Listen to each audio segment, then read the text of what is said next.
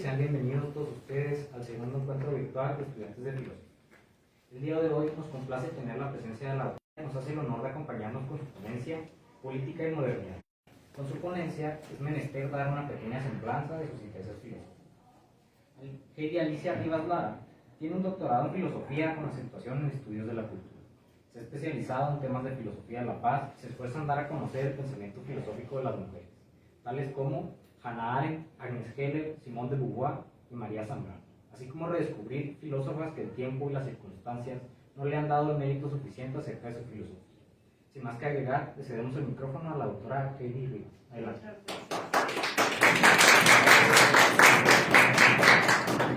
Bien, pues buenas tardes y gracias a quienes estuvieron en el hallazgo de venir aquí a escucharme.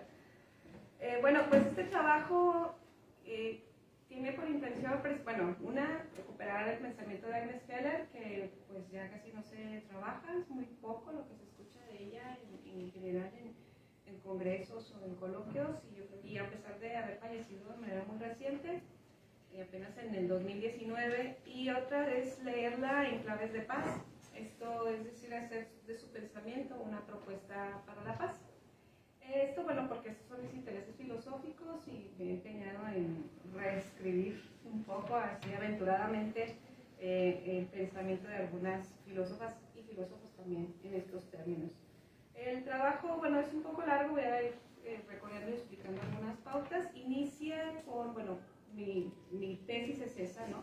Que es, Agnes Heller es susceptible de leerse como una filósofa de la paz, y hago un recorrido teórico a partir de estos conceptos política y modernidad, sobre todo el tema de la modernidad que a ella le es tan importante, pero recorre una crítica que ella realiza junto con su esposo Ferenc a los movimientos pacifistas de los años 80, y que, bueno, podría en gran medida contradecir mi lectura, ¿verdad? Entonces, bueno, si ella hace una crítica, ¿cómo te atreves a leerla en ese sentido?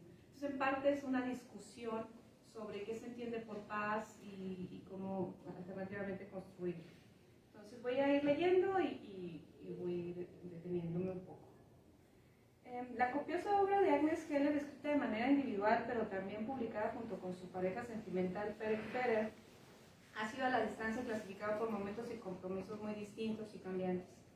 Su recorrido habla al menos de 3 etapas que trazan entre su función de lectura y crítica y separación de Marx y Georgi Lukács. No obstante, creemos que hay problemáticas e inquietudes que se mantienen a lo largo de sus reflexiones, y entre ellas está, por ejemplo, los abordajes acerca de las necesidades, la vida cotidiana, la contingencia y la elección existencial, que son sus trabajos de ética que ella aborda hacia la última etapa de su vida y que, por cierto, no están traducidos al español. Por eso yo creo que daría un gran viraje a los enfoques contemporáneos. Todo ello está enmarcado en sus análisis de la condición social contemporánea y la crisis de la modernidad. A pesar de las transformaciones y el paulatino abandono de la izquierda marxiana, su filosofía sigue siendo una voz importante para la proyección de los tiempos mejores, y por eso yo me comprometo a leerla como posiciones éticas para momentos de crisis. Nuestra lectura prioritariamente se centra en la última Agnes Heller, es decir, a partir de la teoría de la historia en adelante, que son necesarias para fundamentar la indagación sobre la decisión existencial y el futuro de la cultura occidental, pues depende en gran medida de la capacidad de imaginar escenarios futuros, a lo que yo aquí denomino la imaginación utópica, la cual establece conexiones importantes con las 3 lógicas de la modernidad que ella maneja en su libro El péndulo de la modernidad, pero que está presente igual en teoría de la historia. La teoría de las necesidades, en fin, bueno, me salto un poquito de esto, ¿no? La conferencia, bueno, se desarrolla de la siguiente manera. Inicia con una polémica suscitada a partir de la publicación de 2 artículos publicados con su esposo, que se pronuncia respecto a los movimientos pacifistas como movimientos antinucleares. Me parece importante resaltar esta tarea porque contradice mi propuesta inicial, esto que les comentaba, aunque yo voy a salir, creo, más o menos airosa de ese posicionamiento, ¿no? Desde este punto de vista se vuelve imperioso tomar posturas frente a un discurso que pareciera contradecir una línea interpretativa, y más bien me procuro pensar que Agnes Heller llega a la paz por los márgenes. Esto a mí me gusta mucho decirlo, es como parte de mis tónicas. Yo lo digo respecto a todos los filósofos, llegamos por los bordes, llegamos por los márgenes, porque llegar de frente a la paz ya tiene un camino trazado que impide criticar y cuestionar sus conceptos, ¿no? Y bueno, pues empiezo. Su tema es miradas críticas más allá de la perspectiva negativa de los movimientos antinucleares, y empiezo discutiendo esto, ¿no? En 1982, Agnes Heller publicó con Ferrer el artículo Las antinomias de la paz y posteriormente el libro sobre el pacifismo.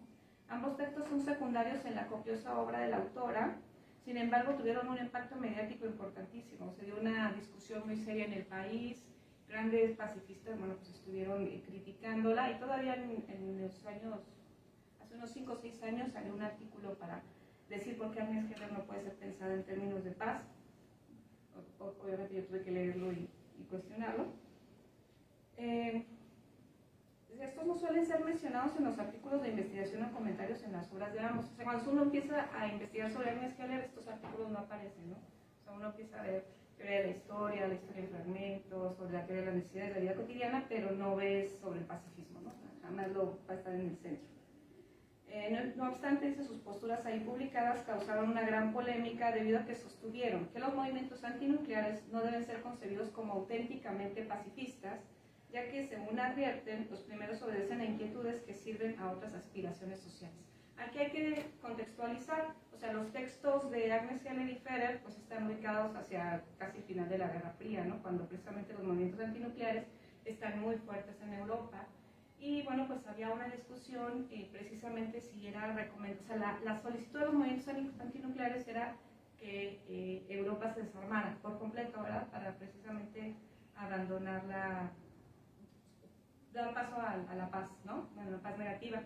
Entonces, lo que decía Agnes Heller, que provenía de la Rusia de Stalin, que había vivido en ese periodo de niña, pues dice, hacer esto implica aceptar de antemano pues, el autoritarismo, ¿no? Entonces ya se articula a favor de la defensa, y eso pues le va a generar mucho conflicto con los movimientos pacíficos. Esto, digamos, en términos de contextualización. La clave de esta declaración se mantiene en el concepto de movimiento pacifista que, y aquí cito, promueven una sola cuestión que tiene indudablemente un potencial democrático radical, por lo que respecta a su contribución a la causa más general. Cierro cita. Esta cita es de las antinomias de la paz. Si interpretamos dos elementos de esta cita, primero, que Ferrer y Heller definen por movimiento pacífico el compromiso con una sola idea, esto es, con el propósito del valor supremo de la paz, y segundo, que todo movimiento está comprometido con la democracia. Esta última perspectiva es la clave para comprender la posición de estos autores, ya que no podría hablarse de paz si esta no estuviera amparada por la vivencia democrática. La paz de las dictaduras, pues es la paz de los cementerios, ¿verdad? Eso no cabría pensar. Y el desarrollo de las necesidades humanas. Dice, no obstante, su crítica a los movimientos antinucleares los aproxima a una perspectiva negativa de la paz.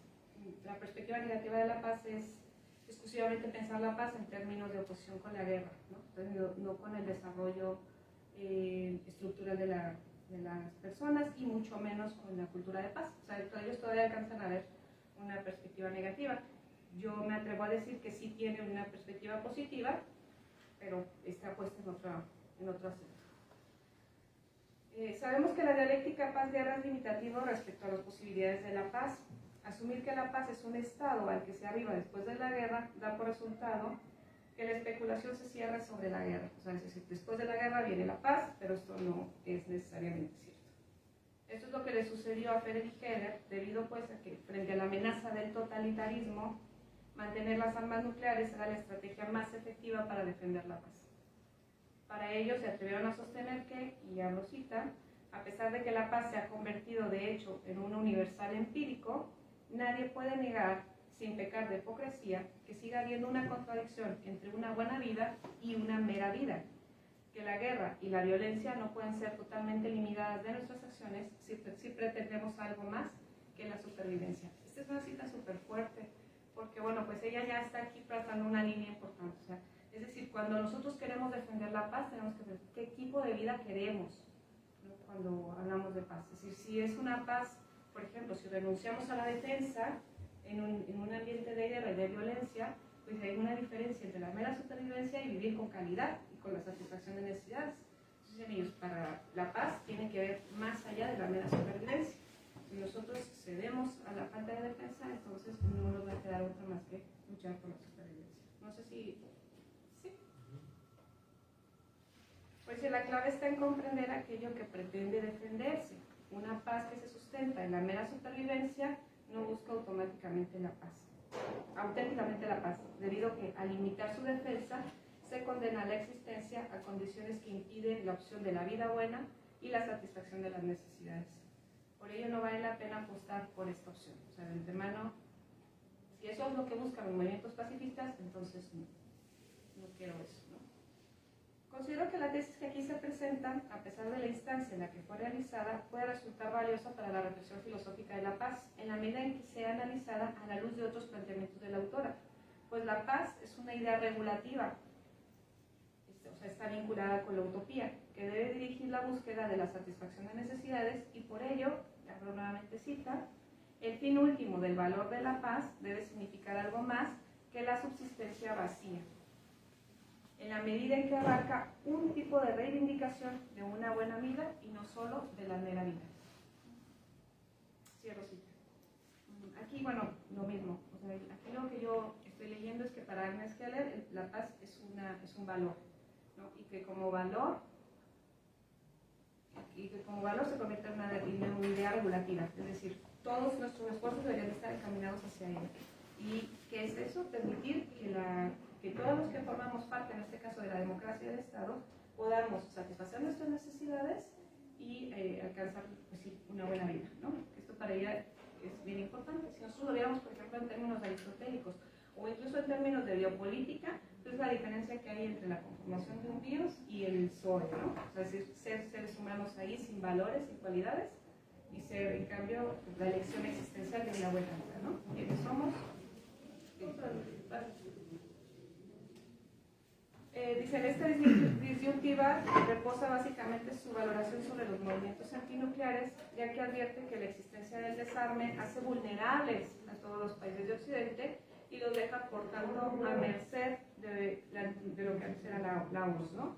Esta idea es fundamental porque ni Ferrer ni Heller ocultan su prejuicio, en parte por sus experiencias en el totalitarismo. Repito, pues ellos son de Budapest, entonces pues les toca el régimen, incluso, es más, o sea, ellos son judíos, les toca el nacionalsocialismo y después inmediatamente después les toca el régimen ruso. Entonces, pues eso, lo primero que hay que hacer es evitar esos escenarios, ¿no? El producto de sus experiencias en el totalitarismo, por lo que lo colocan valorativamente por encima de las posibilidades de la democracia. En ese sentido, aunque ellos creen que Occidente no es tampoco como la panacea, o sea, tienen un montón de fallos, sobre todo este Occidente que está muy ligado al capitalismo, ellos no van a abandonar la idea del socialismo. Creen que todavía aquí hay posibilidades, ¿no? Hay cambios que se pueden hacer, hay transformaciones, pero que en cambio en la URSS, en la antigua URSS, no las habría, ¿no? O sea, todo indicaba pues, que caminaríamos hacia eso. En ese sentido, todo parece indicar que ellos aprueban, o más bien se inclinan hacia el mejor escenario, pues asumen de manera incuestionable que rendirse ante las demandas del desarme implica una valoración de la vida sin más, a la vida en un plano meramente orgánico propio de la ZOE. Los autores reclaman relativizar el valor de la paz, este concepto ahorita lo voy a retomar, relativizar la paz, lo cual permite la defensa propia si ésta tiene por intención preservar la democracia y la dignidad humana. Nuevamente se observa que hay una consideración de la guerra justa, ¿no? Es decir, es la parte negativa en Heller. Retomando la tesis de que todo movimiento se compromete con una idea, esto le impide a los autores reconocer la pluralidad de la agenda de los movimientos antinucleares. Esto también es muy importante, ¿no? O sea, aunque yo trato de rescatar de ellos ciertas valoraciones que, bueno, vinculándolos con otros conceptos pueden ser muy buenas, pues ignoran también otras cosas, ¿no? Como que no todos los movimientos pacíficos son antinucleares, ¿no? Que hay otros esfuerzos que se están haciendo, que se dan en mesas de negociación o en resoluciones de conflictos y que como ellos los ignoran, pues meten todos los movimientos pacifistas ahí. Y bueno, pues es una lectura sesgada, ¿no? Hay una pluralidad pues en la agenda de los movimientos antinucleares y pacíficos y lo reducen siempre a la carrera del desarme sin considerar las demandas paralelas de construcción de paz, como de alguna manera ya lo comentó Mariano Aguirre, al considerar a los autores como, y cito aquí, intelectuales orgánicos de la OTAN. Ya se los había contado. En su crítica sostiene lo siguiente, y abro cita de Mariano Aguirre, dice: el trabajo por la paz contra la carrera de armamentos, contra el militarismo, se establecen directas y muy rápidas conexiones con otras problemáticas. La relación entre pacifismo, ruptura de la forma tradicional de hacer política y prioridades sociales, o dicho de otra manera, entre el desarme, la crisis ecológica del planeta y la democracia, son cuestiones que van más allá de la idea tradicional del pacifismo y que obviamente ni Heller ni Ferrer lo vieron, ¿no? O sea, están tan enfocados en su temor, digamos, que no advirtieron lo que yo siempre he dicho también cuando hablo de paz, ¿no? Lo que sucede paralelamente, ¿no? Entonces, por ejemplo, en el conflicto que estamos viviendo ahora, bueno, uno de los conflictos Rusia-Ucrania, solo vemos el conflicto bélico, ¿no? Pero no vemos todo lo que acontece alrededor, las mesas de negociación, los diálogos internos, las manifestaciones particulares en cada uno de los países, que nos relatarían otra historia, ¿no? Es la profundidad y la variedad de enfoques que regularmente no observamos, y en ese sentido fueron cortos de miras, ¿no? Estos autores. Para Aguirre, la limitada mirada de Ferrer y Heller se expresa como un desconocimiento de las luchas y los logros de los institutos y centros que han obtenido con los años dedicados a la paz y a pensar y defender la paz, por lo que ellos sustentan una visión reducida del concepto pacifismo, pues Aguirre extiende sus compromisos más allá del antimilitarismo, por lo que se ha transformado de manera tradicional al entender el problema. Los autores húngaros no alcanzan a ver esta transformación y frente a las posibilidades de la paz como reducción a la vida zoológica, idea que retoma de Castoriadis, a un tipo de vida que queda reducida a nivel orgánico, sin libertad ni democracia, por lo que parece preferible la guerra si ella tiene por intención la defensa de la buena vida. Este es el argumento que los deja presos en el paradigma belicista tradicional. Voy a adelantar como vimos entonces, las críticas y cuestionamientos provenían principalmente de dirigentes y asociados con los movimientos pacifistas, institutos y grupos por la paz, que traían y difundían una agenda contra la amenaza nuclear que aún en estos tiempos pone en riesgo la forma de vida en general del mundo y de los seres que en él habitamos. Los cuestionamientos suponen que Heller y Ferrer redujeron los movimientos pacifistas a un concepto unitario y a una sola cuestión a la que todos se ajustaban, sin advertir la pluralidad de agendas o tareas pendientes por las que se movilizaron estos institutos y centros por la paz. Aquí habría que aclarar que los institutos y centros por la paz apenas nacieron en los años 50, entonces tienen muy poca tradición y ellos mismos pues han crecido bastante, ¿no? Para el 82 que se publican estos textos, pues era muy poco lo que se había avanzado en la caracterización conceptual. Entonces también no podemos juzgar a Heller ni a Ferrer por no conocer esos discursos, ¿no? Digamos, los filósofos no los conocemos ahora, ¿no? Entonces, pues, en ese tiempo aún menos. Bien. Ninguno de los movimientos pacifistas o teóricos estaría en contra de la interpretación relativa de la paz. Aquí por interpretación relativa quiere decir que no es una paz absoluta que se pueda alcanzar en un futuro, ¿no? No es un estado, es un proceso, ¿no? Entonces, relativizarlo quiere decir que la paz depende de ciertas cosas, ¿no? Como la democracia, como la satisfacción de necesidades, como un escenario de la valoración de la sociedad civil, entre otras cosas. Ahí yo creo que está la apuesta de Heller, ¿no? O sea, en dejar muy claro qué hace que la paz se alcance. Por eso ella utiliza este concepto, una versión relativa de la paz. En la medida en que ella se comprometa con la defensa de la dignidad humana y la democracia, de lo contrario sería apostar por la paz de los cementerios, La diferencia que hay en sus argumentaciones reposa en los medios con los que vamos a alcanzar la paz. En ese sentido, crítica y valoración negativa que tuvieron los textos de Friedrich Heller está circunscrita al contexto en que también se encontraban los propios estudios de paz. Recordamos que durante los años 80, tiempo que se publicaron ambos textos, el concepto de paz positiva apenas estaba surgiendo, por lo que prácticamente todos los esfuerzos estaban centrados en el desarme y el militarismo, ¿no? La década de los 70 se caracterizó principalmente por la discusión del paradigma negativo y gracias a la revisión crítica de Galtung fue posible pasar al paradigma de la paz positiva en un decenio después, o sea, apenas se estaba gestando, ¿no? Aunque Friedrich Heller no hace mención de estos conceptos, considero que la defensa de la buena vida es mucho más cercana a la paz como ausencia de todo tipo de violencia que a la meramente oposición de la guerra, ¿no?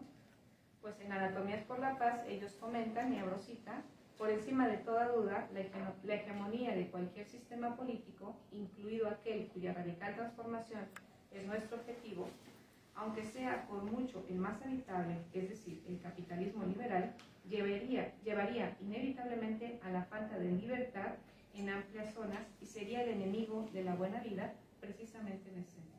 Aquí entonces ya te está diciendo, o sea, no puedes admitir una democracia sin también reconocer la pluralidad de sistemas y también reconocer la posibilidad de otras organizaciones políticas, otras organizaciones sociales, entonces, pero hay que poner el ojo crítico en ellas, ¿no? Es decir, si alguna de ellas tiene, entonces se acaba toda posibilidad de la paz.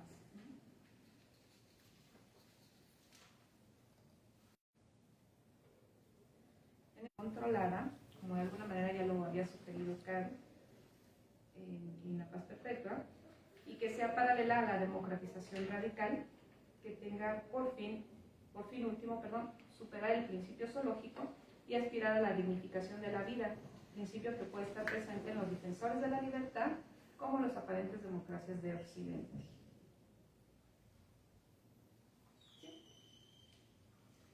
Consideramos entonces que sí puede pensarse como un abuso la crítica que los autores hacen a los movimientos antinucleares y que se extralimitaron en las recomendaciones que plantean hasta el final de Antinomias, sobre todo en lo referente al quehacer de los grupos pacifistas a quienes sugirieron hacerse más teóricos. Aun cuando estoy de acuerdo con ello, estos textos, es decir, que no estoy de acuerdo en que estos textos no sirven de ejemplo de pacifismo, ello no impide reconocer que sus interpretaciones pueden ser pensadas de otros horizontes y servir para reflexionar filosóficamente la paz, como son las anotaciones acerca de la buena vida, la libertad y la democracia como valores fundamentales para el desarrollo de la existencia humana, particular y colectiva. Por lo que la crítica a los movimientos no debe oscurecer su preocupación por el desarrollo de la persona humana en condiciones donde no reina la paz, y por ello retomamos el siguiente fragmento de Antinomias, es una cita breve, dice: al final del camino solo puede ser, en un futuro muy lejano, un mundo libre de los medios de autodestrucción. Cierro cita. Ya si ella te dice eso después de un análisis sobre la violencia, ¿qué quiere decir? Que en el fondo su mayor preocupación es que podamos gozar de un mundo sin violencia, ¿no? Es un mundo en donde reine verdaderamente la paz, porque la paz en ese sentido no solo es oposición a la guerra, no es un mundo sin guerra, es un mundo sin violencias, ¿no? Violencias verbales, estructurales, culturales, ideológicas, ¿no? Y bueno, no se diga físicas, pero un escenario sin autodestrucción. ¿Y qué es autodestrucción? Bueno, pues que los seres humanos tendemos a ofendernos, ¿no? Tendemos a violentarnos, a autodestruirnos, ¿no? Como especie, como comunidades. Aspiración que está presente pues en otras de las obras de Heller y que sí es importante entonces pensarlo, porque a mí me permite sostener que Agnes Heller lee la paz o piensa la paz por el borde. Esta es mi metáfora. La lee por el borde. Entonces, bueno, ¿cómo vamos aquí? Voy a aprovechar a hacer una pausa. ¿Cómo vamos aquí? ¿Sí? ¿No tienen algún comentario? Yo tengo uno, si puedo empezar. Sí. Hablaba mucho de que escucho, y no sé si me entiendo bien, de que se habla mucho de la democracia como sinónimo de paz. Entonces solo me hace pensar si es como el único sistema político que que permitiría que se alcance la paz, y lo digo porque lo mencionó algunas veces y solamente como que yo veo que la democracia, decimos que tenemos democracia ahora, y pues es, ¿cómo se dice? Pues podemos cuestionar eso, si es realmente una democracia. Entonces, él trabajaba solamente eso, o sea, como de, ¿qué es la democracia? ¿Cuál es el punto en el que la democracia funciona? No sé, me hizo pensar un poco eso, y tengo una duda porque no soy nuevo para lo de la paz. ¿Cuál es la diferencia entonces entre paz positiva y paz negativa? Bien, te respondo de esta última. La paz negativa el concepto surge precisamente cuando se teoriza por primera vez el concepto de paz al margen de la guerra, y entonces nos damos cuenta de que siempre hemos tenido un concepto de paz vinculado a la guerra. Pues como la paz como ausencia de la guerra es la paz negativa. ¿Por qué negativa? Porque solo se construye como carencia, o solo se piensa, digamos, como ausencia de, por eso es negativa. De tal manera que no hemos llegado a una conceptualización de la paz por sí misma. Hay una edad que por hace rato que me lo comentó, ¿verdad? O sea, es propio de la filosofía. Si quieres la paz, prepárate para la guerra. Esto pues era muy claro y se repitió durante todo el siglo XIX. Entonces, ahí la pregunta o cómo se ha querido invertir en estudios de paz y en filosofía de la paz es: si quieres la paz, prepárate para la paz. O sea, de otra manera te quedarás enfrascado siempre en los escenarios de violencia. ¿Qué quiere decir? Imagínate tú, ¿qué quiere decir? Si quieres la paz, prepárate para la guerra. Es que en realidad nunca vamos a gozar de momentos de paz, porque siempre estás pensando en la violencia, siempre estás pensando en iniciar otra guerra, ¿no? Siempre es temporal, por eso es negativa. Y en oposición a eso, la paz positiva pues es una paz que se define por sí misma, y en donde ya empiezas como a crear escenarios y condiciones para su propia realización, en donde entraría esta inversión de la jerarquía, ¿no? Como que quieres la paz, prepárate para la paz.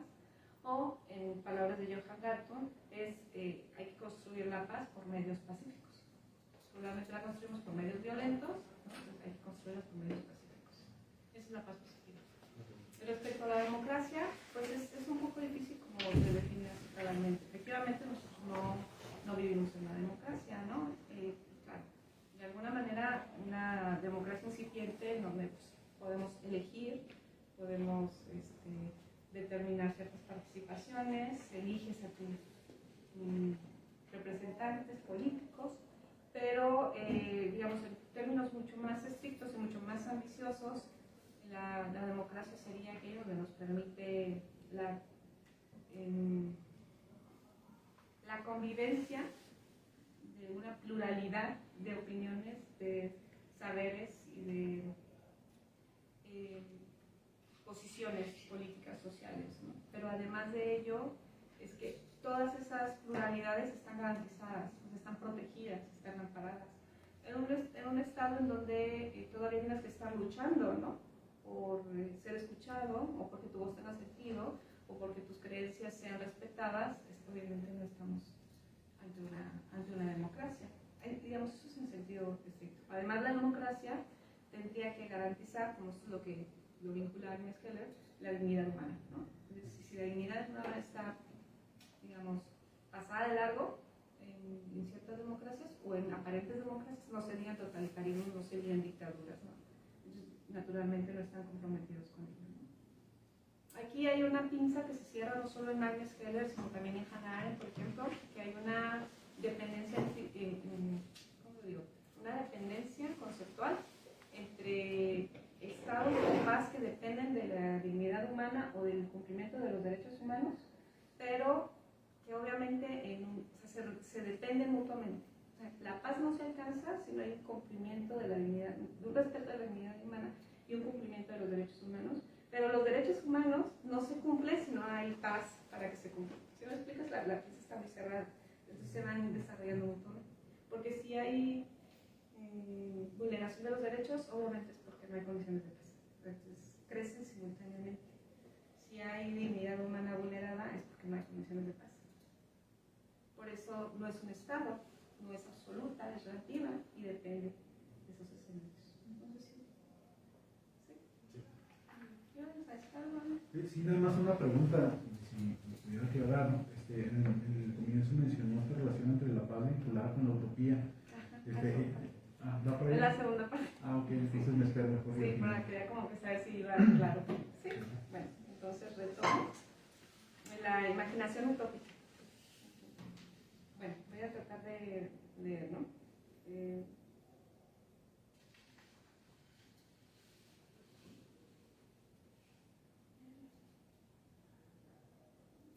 Bueno, retomo esto, dice, el subtema es la preocupante modernidad, las antinomias sociales y el uso de la violencia, ¿no? Si partamos por el momento de la definición o análisis del término modernidad que sostienen Heller y Feder en el texto El péndulo de la modernidad, publicado en 1994. Ahí ellos conciben que son dos los elementos que la componen. Por un lado, las dinámicas de la modernidad y por el otro, el estado social moderno. Me interesa analizar la primera, debido a que en ella es donde la modernidad puede hallar su salvación. Aquí es bien interesante porque algunos consideran, ella misma se considera posmoderna. Ella dice, yo vengo de la teoría posmoderna de la historia, ¿no? Pero es una posmoderna, no posmoderna, porque en realidad ella quiere como salvar ciertos elementos del proyecto de la modernidad, como de alguna manera lo hace Habermas, ¿no? Por eso ella estaría como muy cercana a la teoría crítica, sin ser propiamente teoría crítica. Eso es también como muy valioso, ¿no? Escuchar como discursos más mediadores. Entonces ella dice, la modernidad puede ser salvada porque el error no es la modernidad en sí, sino lo que se hizo con ella. Dice, la dinámica o la dinamis de la modernidad expresa un movimiento dialéctico debido a que ella brota siempre de la negación, de una lectura social que representa la búsqueda de mejores condiciones donde se puede optar por una buena vida. Y el concepto de buena vida para ella es esencial, insisto. Considero que en este punto donde plantea la cuestión fundamental de la crisis de la contemporaneidad, debido a que las diversas dificultades que se vivieron durante el siglo XX, que ya, les digo, ya murió apenas en el 2019, pues le toca ver bastantes, ¿no? Y vivirlas en carne propia. Y que, como han indicado ya reiteradamente las decepciones de la modernidad, el proyecto moderno está agotado y ha llegado a su fin, aún más que los acontecimientos del siglo, mostraron su peor rostro. Como ya evidenciaron los análisis de Adorno, por ejemplo, respecto a la instrumentalización de la razón y las consecuencias vividas en los diversos totalitarismos. Bueno, ahí me voy a saltar un poco esto. Dice, lo anterior nos hace sonrojar un poco ante la pregunta acerca de si es posible recuperar o continuar algo del proyecto moderno, lo cual puede convertirse en una interrogante ociosa e incluso grosera ante el sufrimiento de las víctimas de la modernidad. Sin embargo, Heller y Feder se arriesgan a plantear esa posibilidad, pues asumen que las condiciones de la modernidad como dinámica o dinamis han permitido también imaginar mejores escenarios, ¿sí?, imposibles de proyectar en una época premoderna. O sea, a mí me parece esto bien importante porque es como no lo advertimos siempre, ¿no? Esto yo lo digo mucho en mi clase de filosofía de la historia. El tema de la libertad no se pensó sino hasta la Revolución Francesa, antes, o sea, la libertad política, ¿no? Entonces, vaya, o sea, eso también tendríamos que plantearnos. Hay un montón de conceptos que son esenciales ahora para nuestros sistemas políticos que solo fueron pensados en la modernidad. Y Aaron Keller se niega, pues, a decir que eso, nada de eso valió la pena. O sea, entonces, la noción de progreso dice que, aunque está mal, como se ha llevado a cabo, no tenemos que renunciar a ella, porque es una idea regulativa. Lo mismo en el caso de la paz. La modernidad como idea regulativa vale la pena pensarla, ¿no? Yo creo que eso es interesante. Dice, en todo caso, no se trata de un optimismo desmedido sobre las posibilidades de un realismo que nos arroja a plantear qué hay pues entonces al margen de la modernidad, así como a pensar si hay algo latente en ella que pueda impedir o bloquear la reaparición de los totalitarismos, ¿no? Y aquí los autores se preguntan, a Rosita del péndulo de la modernidad, ¿puede la modernidad mantener sus promesas inherentes en la Declaración de 1789, la Revolución Francesa, ¿no?, la Guerra Mundial de la Modernidad, sin tener que recurrir a la teoría o a la práctica de un radicalismo que amenaza con cruzar el horizonte y lanzarse al abismo? Si esto no es posible, ¿es entonces la modernidad un proyecto distorsionado o fragmentado que solo se engañó a sí mismo con la gran idea de un progreso y de una armonía universales?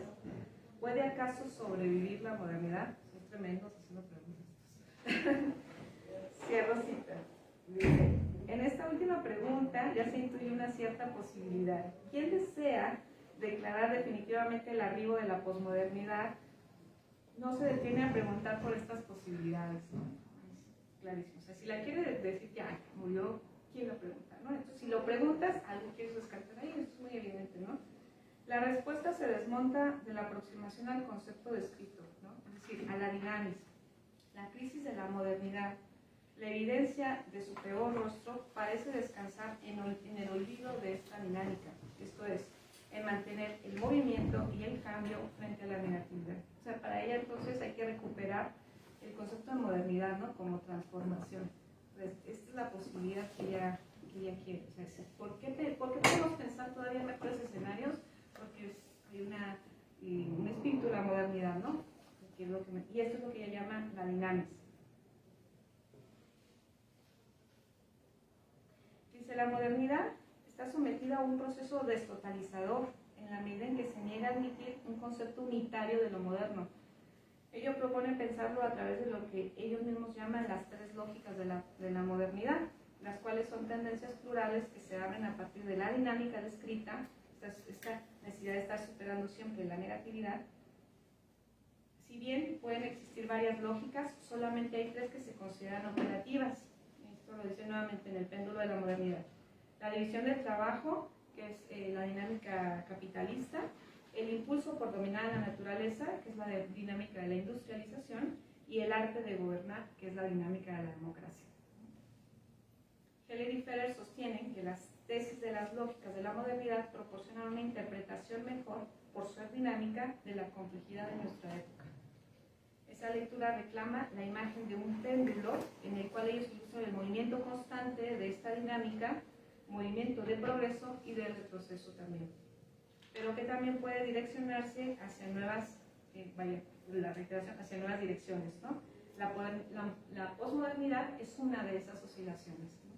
Esto también es muy interesante, ¿no? Porque, bueno, hablamos mucho de posmodernidad, se adueña de nuestro lenguaje, pero pues no le atribuimos con suficiencia la dependencia que aún tiene de la modernidad, ¿no? Entonces, para ellas es como esencial advertir eso y sobre todo direccionar esta oscilación, o sea, hacia dónde va la posmodernidad, hacia dónde va su oscilación y qué ventajas nos va a traer, ¿no? Pues, la posmodernidad entonces tiene que ser pensada en estos términos.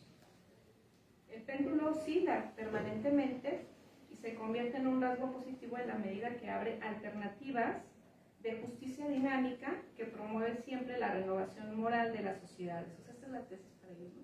La modernidad sí promueve la renovación moral, ¿no?, de las sociedades, pero siempre y cuando ella esté regida por la tercera lógica. ¿Sí? Si está amparada por la lógica del capitalismo, de la industrialización, entonces hay un sacrificio natural de la sociedad social, de la sociedad civil, de la democracia, y por lo tanto pues va a caer siempre en el mismo discurso moderno del que queremos renunciar, ¿no? Entonces la modernidad solo tiene esperanza en la medida en que se compromete con la tercera lógica. Para ella entonces esta tercera lógica se alcanza mejor con el socialismo, no con el capitalismo, sino con el socialismo. Esto es bien interesante, ¿no? Habla del pensamiento, bueno. Dice, otro de los rasgos del pensamiento destotalizador que caracteriza a Heller descansa precisamente en la oscilación pendular, debido a que representa una afrenta ante la tendencia teleológica de la historia, ¿no? Es como el fin último de esto, entonces no, o sea, la modernidad crece porque no tiene un fin último, es una oscilación. Entonces, así como avanzamos, nos retrocedemos. Y esto para ella, por eso es importante el concepto de progreso, ¿no? Insisto en esto, para ella el progreso es una idea regulativa, no es un hecho, no es una teleología, ¿no? Es una idea regulativa. Así, toda sociedad tendría que aspirar como modelo a progresar, ¿no? En la medida en que ese progreso nos permite comprometernos con una buena vida y con la satisfacción de necesidades. ¿Sí? Dice, por eso la autora se compromete con una idea, con un tipo de filosofía que ella llama sin redención, basada principalmente en la universalización del valor de la libertad. Martin Day comenta que el impulso contra las posturas redentoras fue reforzado por Hannah Arendt, y a ese propósito señala, ¿no? Y ahora cita, en particular Arendt le suministró conveniente munición para la campaña contra lo que Heller y Ferrer llamaron la política redentora, la creencia de que la emancipación humana exige la superación radical de todas las antinomias de una comunidad perfectamente realizada de justicia, libertad e igualdad. O sea, esta cita es muy interesante porque dice, si renuncias a esta idea de que llegará un momento en que viviremos todos en paz, que estaremos reinados por la justicia, la libertad, esto no va a pasar nunca. Siempre estamos muy lejos de ello, ¿no? Entonces, tener una idea relativa y más aterrizada a la tierra nos garantiza, ¿sí?, aproximarnos más o comprometernos más con ello, ¿no? Entonces, de eso va a consistir la imaginación, precisamente. Me voy a adelantar para leer esa parte de la imaginación utópica. Esto, luego se los paso si quieren, para que ustedes lo revisen. La imaginación utópica y la responsabilidad planetaria.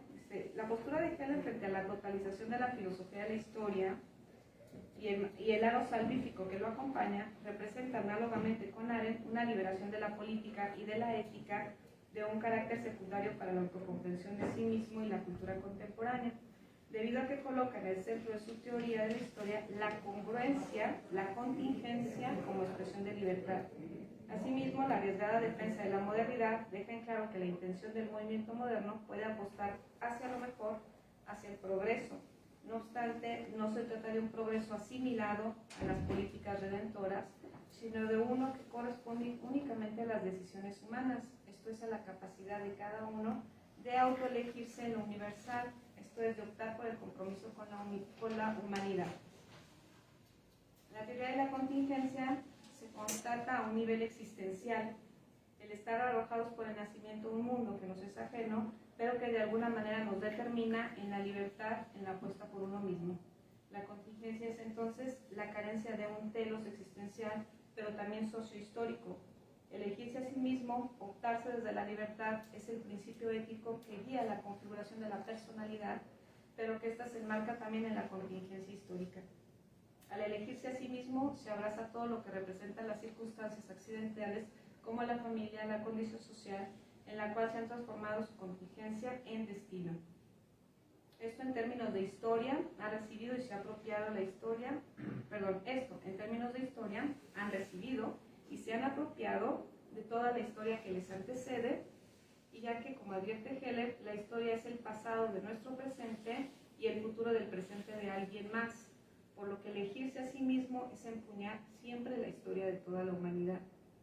La historia de que los seres humanos formamos parte del teatro de la historia y servimos al mundo hasta en la desdicha. Fracasa ante la posibilidad de que los grupos de personas, de generaciones, de condiciones sociales diversas pueden elegirse a sí mismas. Se transforma entonces en un guión del mundo y abrirán grandes y pequeñas narraciones. Pero la liberación de la astucia de la razón no es una invitación al abandono, sino al empuñamiento, dado que la contingencia es el móvil del descontento, así como la lógica del cambio y la proyección de mejores futuros. Aquí ya ella está sembrando, ¿no?, la responsabilidad en el individuo para precisamente asumir esta dinámica de la que les hablaba, ¿no? Se percibe a través de una propuesta un ajuste axiológico en el concepto de historia que, como se ha explicado, tiene repercusiones para la descentralización de la violencia.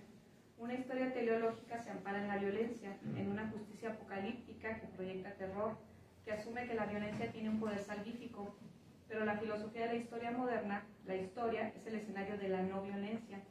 Ella puede radicalizarse, la violencia puede radicalizarse, puede ser llevada al extremo de la maldad, como el ejercicio o prácticas de la violencia, que vuelve imposible incluso cualquier tipo de resistencia. La violencia ha dejado de ser instrumental o de servir a la posición salvífica cuando ella ha actuado incluso en contra del heroísmo, del rostro humano o de la individualidad.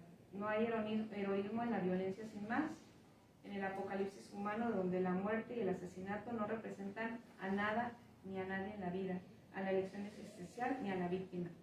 Nuevamente, en analogía con Hannah Arendt, la violencia es radical cuando los seres humanos son reducidos a cuerpos sin cualidades. ¿Qué justicia puede ejercerse en un apocalipsis sin rostro?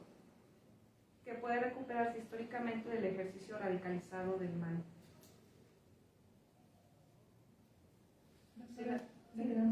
Sí, gracias. Por eso quiero llegar a la parte a la parte de la... Bueno, a ver aquí. La idea regulativa del progreso es la fuente de la insatisfacción y compromiso moral. Aquí, bueno, mejor te respondo. La imaginación utópica, es que ya dice, todo el progreso, o el progreso es una idea regulativa, quiere decir que no vamos a llegar nunca a un momento en el que vamos a alcanzar todos los progresos, sino que efectivamente hay retrocesos que se dan. Entonces nunca podemos hablar de progreso si hay alguien que sufre. Esto para ella es esencial. Entonces parte del supuesto de que nuestras sociedades son sociedades insatisfechas. Pero eso es bueno, es la insatisfacción del móvil de la historia, hasta cierto punto. Y nuestra labor, nuestro compromiso social, nuestro compromiso individual, y que es un compromiso de plano ético, está precisamente en atender esas satisfacciones. Ella dice, nadie puede ser feliz en una sociedad donde hay gente insatisfecha, o nadie puede estar satisfecho en una sociedad insatisfecha. Que esto es muy marxista, ¿verdad? Pero ahí está la base precisamente de la utopía. Si yo busco entonces mi propia autosatisfacción, entonces hay inherentemente un compromiso social. O sea, debo buscar la satisfacción social. Eso es en ella muy claro, le repito, eso es algo como muy marginal. La imaginación utópica consiste precisamente en cómo cada uno de nosotros nos comprometemos en gran medida con decisiones, acciones que contribuyan a la satisfacción de las sociedades, ¿no? Es decir, que atiendan el problema de la insatisfacción. Entonces, todas las posibilidades que arrojan o que permiten la democracia, la libertad y la vivencia de la dignidad se convierten en principios e ideas regulativas que son siempre utópicas. ¿Por qué utópicas? Porque son a futuro, ¿sí? Porque se convierten en rutas de acceso. No son estados. Eso es para mí esencial en Heller, ¿no? O sea, no son estados. Y como no son estados, es más fácil comprometerse en ellos.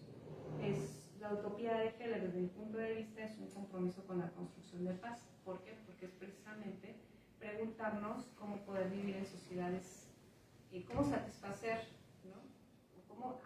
Cómo dirigirnos hacia la satisfacción de sociedades que son inherentemente insatisfechas, ¿no? Desde el punto de vista de la negatividad. Y que me toca hacer a mí, ¿no?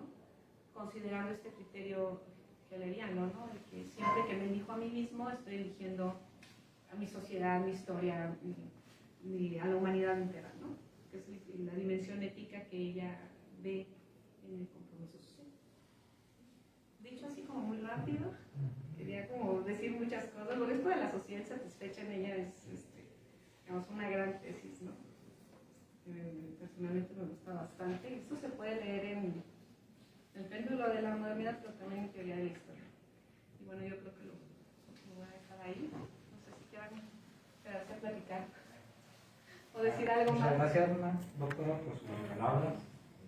El tiempo no nos da para las preguntas y respuestas en la sesión de Facebook Live, pero si los presentes quieren hacer preguntas, lo podrán hacer después. Agradecemos a todos por su presencia. Por supuesto, le agradecemos a la doctora Heidi Rivas por honrarnos con su presencia. Los invitamos a que sigan nuestros demás eventos que tenemos programados durante el día. El siguiente evento es el taller de elaboración de ponencias, impartido por el licenciado Edgar Humberto, la sala de consejo de la facultad de 3 a 5 p.m.